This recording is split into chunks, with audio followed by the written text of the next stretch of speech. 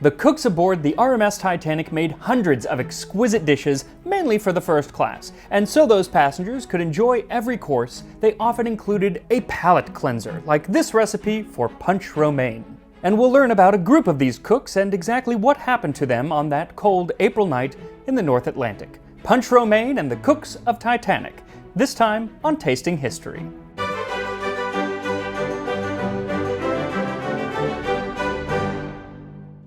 So this was supposed to be a drinking history because we're making punch, but it is unlike any punch that you would have today. It's more like an alcoholic sorbet. So it's not really a drinking history episode, though later interpretations do make it into just a plain cocktail, which is a lot easier, but we're doing it the hard way, and that would be Escoffier's way. Mix dry champagne in 5 deciliters of syrup. Add the juice of 2 oranges and 3 lemons and a thin strip each of orange and lemon zest. Cover and allow to infuse for 1 hour. Pass through a strainer.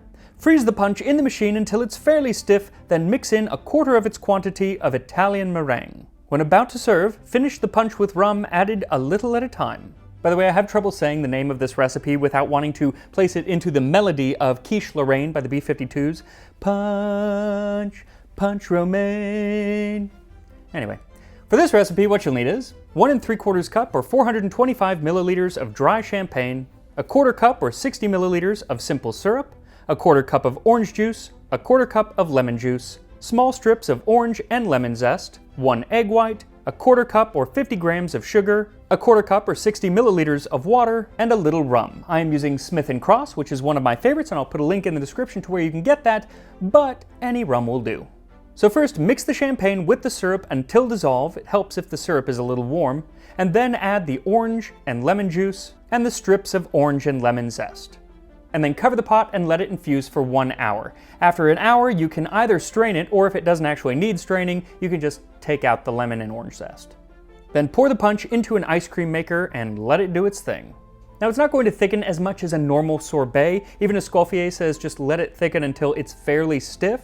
It'll be more like a very thick slushy. But while it's freezing, go ahead and make your Italian meringue. Add the sugar and the water into a saucepan and set over high heat, and then don't touch it. Don't stir it, don't swirl it, don't even look at it, because if you do, it will get crystals, and if it gets even 1 crystal, it's pretty much ruined and you have to start all over again. You're looking for it to get to 240 degrees Fahrenheit, and if you just leave it, it'll do that in about 4 to 5 minutes. While it heats, beat your egg white in a clean bowl until you have soft peaks, and then with the beaters still going, slowly pour in the melted syrup. Then beat on high for 4 to 5 minutes until you have nice, shiny, stiff peaks.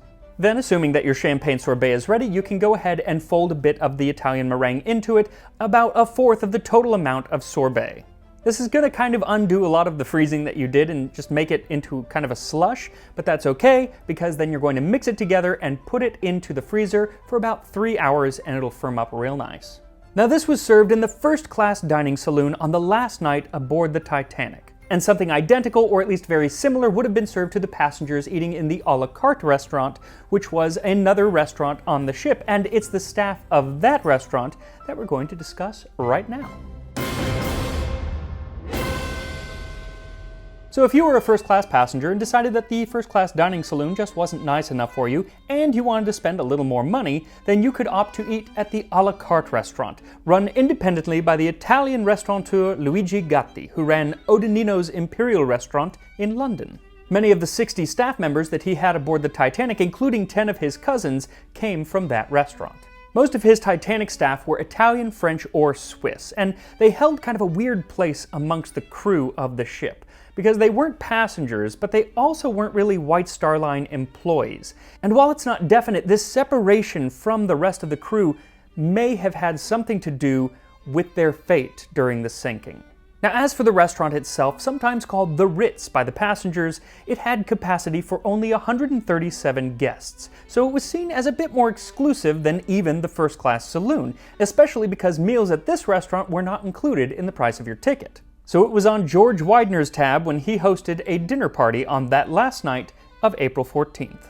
But don't worry, he could afford it, for as the opening of the Titanic musical reminds us, he's the richest man in Philadelphia, and he was. In fact, he owned the Ritz Hotel in that city. So it's no surprise that guests of he and his wife Eleanor that night included some of the wealthy Philadelphians on board the Titanic. They were also joined by Major Archibald Butt, who was President Taft's close friend and military aide, and supposedly their guest of honor was Captain E.J. Smith himself, there to celebrate this, his last crossing of an illustrious career with an impeccable safety record.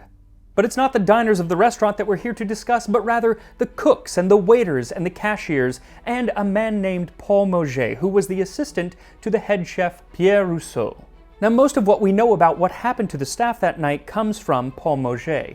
He seems to have been the only staff member who went up onto the deck after the ship had hit the iceberg and saw ice on the deck. He also saw Captain Smith urging a woman into a lifeboat, and so he knew that something was not right, but a steward told him, as he didn't have any official duties and he wasn't a passenger, that he needed to return to his cabin.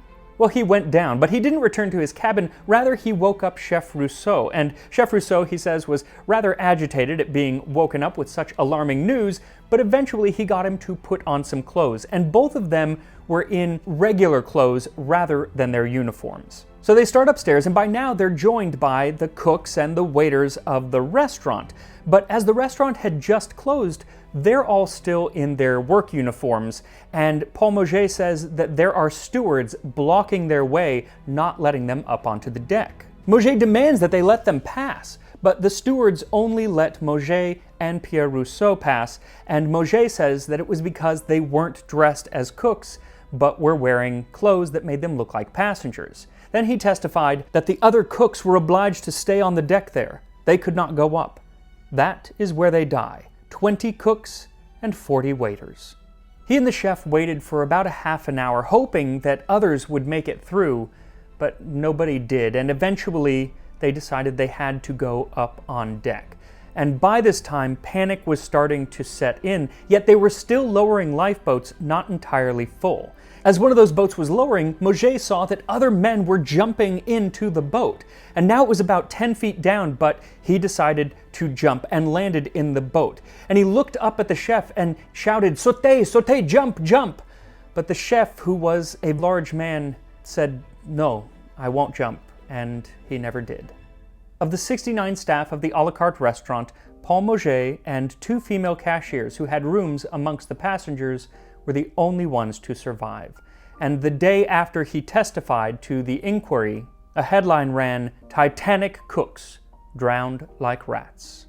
Now, while I can't relate to their situation that night, I can relate to the unbelievable work that the cooks and waiters aboard the Titanic did. I've worked on ships and I worked in restaurants for much of my life, and seeing the work that cooks go through every single night at a restaurant is mind-boggling. It's got to be one of the hardest jobs in the world. And I'd say let's raise a toast with a cocktail to the amazing restaurant workers aboard the Titanic, but I don't have a cocktail, rather I have a palate cleanser. So we'll raise a toast with a palate cleanser of punch romaine.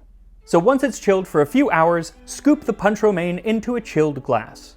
You can top it with a bit more of the meringue for presentation, and then pour a bit of cold rum around the base. And here we are, punch romaine, the first-class palate cleanser aboard the Titanic. It really is like a little alcoholic sorbet. You can definitely smell the rum, and it is quickly turning into just total liquid. It doesn't have a long shelf life, so let's give it a try. Oh, it's quite alcoholic. They had wine with every single course, and before dinner drinks and after dinner drinks. These people must have been sloshed. I'm going to taste just, the rum kind of overpowers everything. So I'm going to taste just a little bit of the sorbet alone. I like that. Oh, that's very, very good. So you really get the champagne, but then you also get the orange and, that zesty citrusness, and it's sweet. It is a dessert, but a super, super boozy dessert. But the one thing it does make you feel is just fancy, just first class. So make sure to follow me on Instagram and Twitter, and follow the Discord and Reddit. I'll put links in the description where you can continue the conversation about the Titanic and other Tasting History episodes. And I will see you next time on Tasting History.